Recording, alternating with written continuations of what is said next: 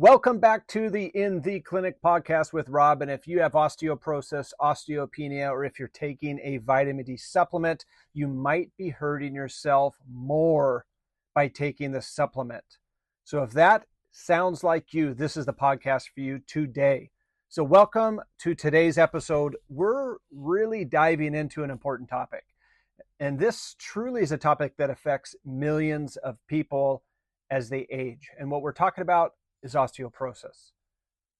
But what if I told you there's a powerful yet often overlooked nutrient that could make a big difference in your bone health? So today we're really talking about vitamin K, and not specifically vitamin K, but vitamin K2, and how it plays a critical role in preventing osteoporosis and really maintaining strong bones. So we're going to explore how osteoporosis is, really what it is, and how vitamin K helps you overall, and how you can truly integrate this into your daily life, truly to create better bone health.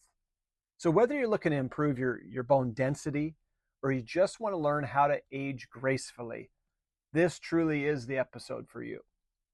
So let's really define what osteoporosis is. And osteoporosis is a condition where the bones become weak, they become brittle, and it makes individuals more prone to fractures. So it's often called a silent disease because there's no noticeable symptoms until a fracture occurs. It can happen to anyone, but post-menopausal women are the highest risk due to decreased estrogen levels after menopause. Now, that estrogen level is essential for maintaining bone density. So the balance between bone formation and bone breakdown is key to bone health. As we age, the balance shifts, with bone reabsorption or breakdown outpacing bone formation. This leads to porous bones. Common fractures in osteoporosis occur in the hips, the spine, even the waist, but even the wrist. So now several risk factors can accelerate the development of osteoporosis. These include aging, family history, low intake of calcium and vitamin D, a sedentary lifestyle, smoking, and prolonged use of certain medications like corticosteroids, prednisone or other. However, there's another important nutrient that's often overlooked. This is vitamin K2. And its role is really what we're focusing on today. So let's talk about vitamin K2, a fat-soluble vitamin that really comes in two forms, vitamin K1 and K2. You might already know that vitamin K1 is primarily responsible for blood clotting. But vitamin K2 has a unique role in bone health and calcium regulation.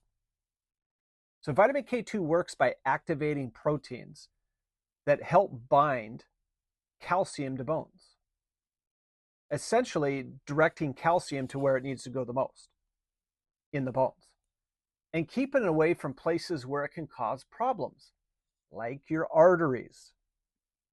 This not only strengthens your bones, but it also helps prevent that calcification of arteries, which leads to heart disease.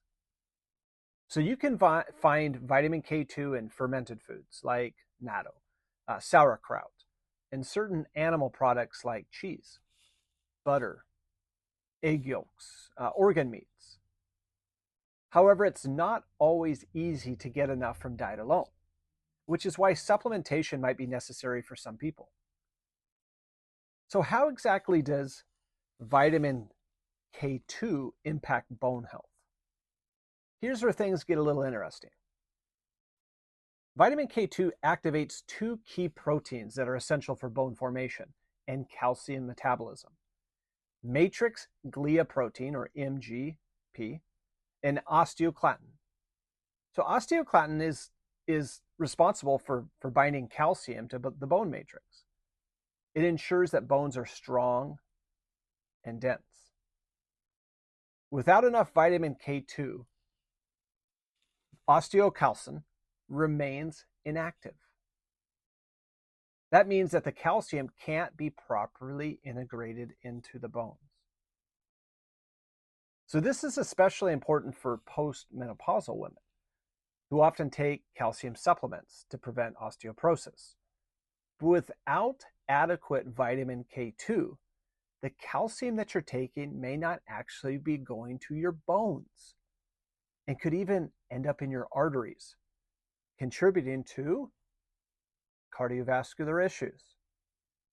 So vitamin K2 ensures calcium goes to the right place.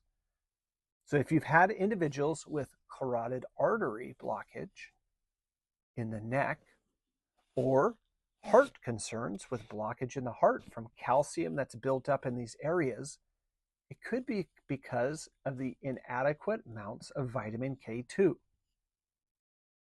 So what does the science say about vitamin K2 and osteoporosis?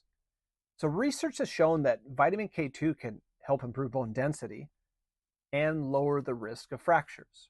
For example, a study published in the American Journal of Health System Pharmacy found that post-menopausal women with the highest intake of vitamin K2 had 30% lower risk of suffering a hip fracture compared to those with the lowest intake.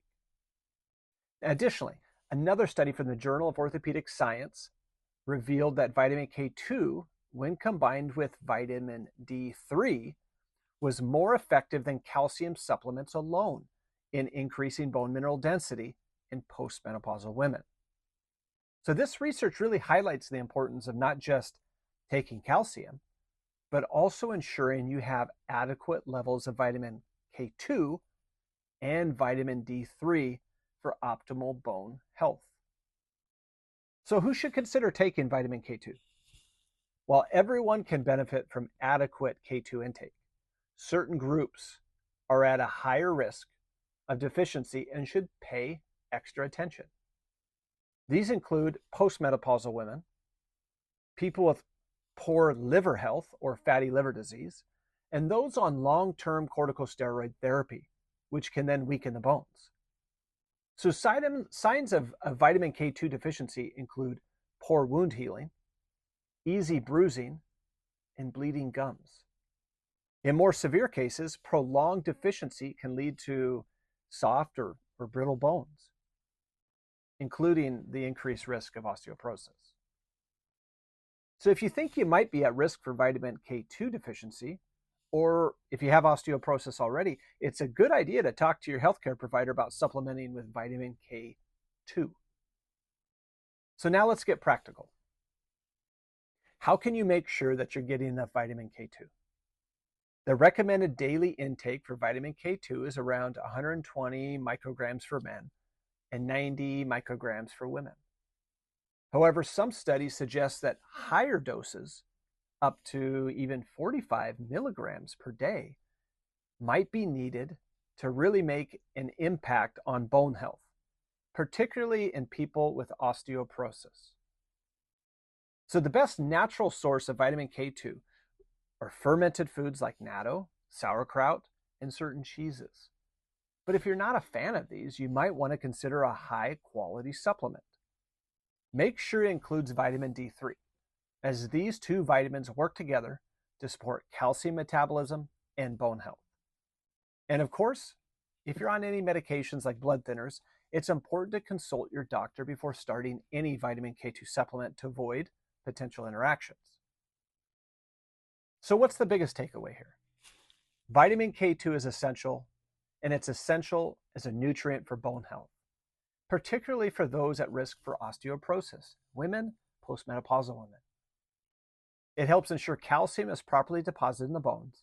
It supports the activation of proteins needed for bone formation and works together with vitamin D3.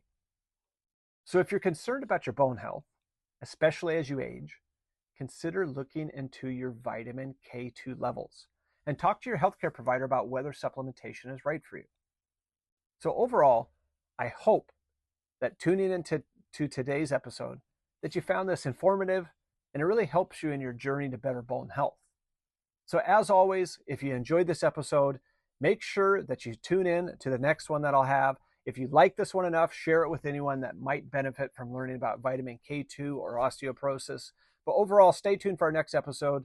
We're going to continue to dive deep into tips and strategies for healthy aging. Thanks again for really listening today. Take care of your bones, and we'll see you next time.